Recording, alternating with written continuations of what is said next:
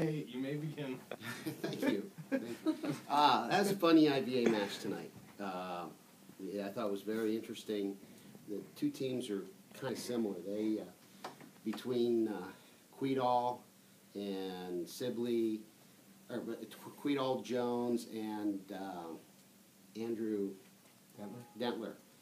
Three good servers to kind of match up with our serving crew. And I thought at the end of the match, when it mattered the most, our servers performed really well. Aaron got us that stretch to get us to 20 and to get some separation in Game 4. Their servers played really well in Game 3. Jones got them off to a good start, and then Quedall gave them that buffer, and we kept battling, but we could never get back on Game 3. Games 1 and 2, I really was pleased with our passing.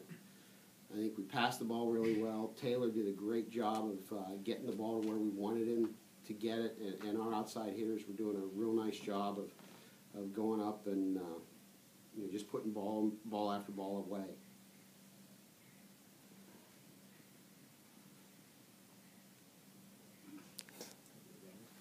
So for you two guys, I guess first, and then kind of the same question, Pav. You guys were teeing off all night. I mean, obviously, I think you had 18, which is tied your season high, and you had 15. What was the different? What were you guys seeing? Were you guys feeling something different? Was the mojo flowing? What was going on tonight? For me, I've just been trying to really focus on what we've been doing in practice, and we made a little adjustment. I think it was in between games 1 and 2, where if we didn't have a good set and we were off the net, instead of just going and trying ripping it, just give the ball in play. And I think I had a few kills that were just. I was just putting the ball in play, and they were just going off the block, and so I guess you call them little lucky kills. But yeah, just listening to the coaches swinging high, and just having Taylor get us the ball. He was setting the ball really well tonight.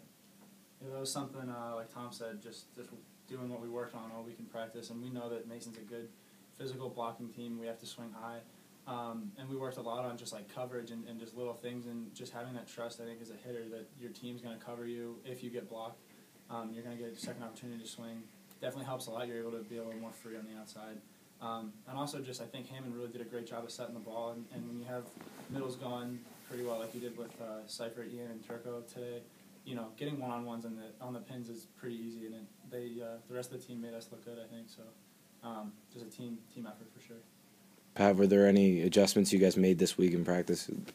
No, it's just the continual, the continual improvement throughout the season. There's nothing that we do based on what the opponent does. It's not like it's a game where Quedall can come underneath the net and screen Tommy from taking a swing. Everything we do on our side of the net is controllable by us, and we've got to get real good at that. It doesn't matter what they do. It matters how we respond to where the ball goes on our side of the net. So this whole thing about adjustments, about the biggest adjustment you can say, and these two guys will agree with me, is Tommy, go another 8 inches out to the line to block, or come another 8 inches inside the line to block. And that's really about it. It's everything else, I think, is maybe head coaches trying to make themselves more credible. Does it make a big difference to have a more productive than, I mean, they're both productive usually, but both Aaron and Peter, a more productive night that they have tonight? Oh, always. If you can get balanced 3 guys in double-figure kills, it makes their and Mason's a pretty good blocking team. If you can keep them guessing, you've got the advantage. And I think certainly in games 1 and 2 and the latter and most of game 4 we did that.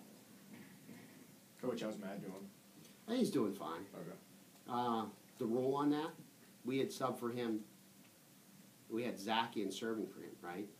Matt came back in. The men's game, you're only allowed 6 subs. And you can only enter the game twice. Or, I'm sorry, enter the game once. So if Pete's in, I sub Tommy for Pete. The only person that can go back into that position is Pete. Once Pete goes back in, Tom's done, Pete's done, he's got to stay. If Pete would get injured after that, we have an injury substitution that we're allowed, that I can put somebody in. It doesn't have to be Tom. It can be somebody else for him, but then he's done the rest of the match.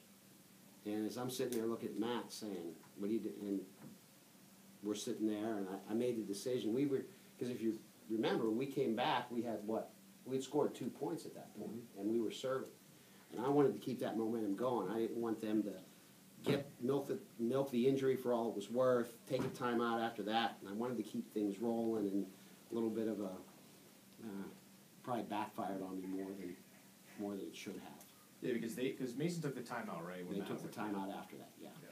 So, but I think Matt's gonna be fine. Okay. Coach, you guys come out of here a lot of times with pretty one-sided wins sometimes. What does the team take out of a match where they really had to battle and nothing really shows that they dominated? That's not my question. That's your question. That's honestly, since I've been here the past 3 years, we've kind of just coasted through the EIVA, and this is exactly what we wanted since I got here, and obviously since Pav's been coaching here probably. It's kind of annoying when you go out to the Final Four every year and everyone says, "Oh, you guys got an easy ride out here." So it's awesome to see that the EIVA is really picking itself up, and there's really good teams. Harvard's a good team. Princeton's a good team. Mason's a good team. So they're all gonna, if they went out to California, I think they could battle with the best of them. And not only that, but it also gives us a great chance to really compete. And so we're not used to just getting behind against these California teams and then getting stuck there. We have to battle every single play, and it's a huge advantage for us this year. Comparatively, does it almost make it easier then to stay focused and you keep talking about everybody improving every match? I feel like you guys are always saying Taylor's improving. Does it make it easier almost to keep improving? Yeah, definitely, because I mean, yeah, actually I was talking to my godfather's actually a Mason alum, and he was just saying, having the EIVA be as good as it is now, it really makes those players have to be better in order to win the match. And that's how great players are made, and that's how they continue to get better. And it's a lot easier to get better when the guys across the net from you are making you be better in order to win the match. It's like when you're a little kid playing pickup basketball or something. You always want to play the better kids, because if you play the worst kid, like the worst kid on the block, you're not going to get any better. You always want to pick up the older kid and try and beat them. It's the only way you're ever going to get better. Anything else, guys? Thanks. Thank you.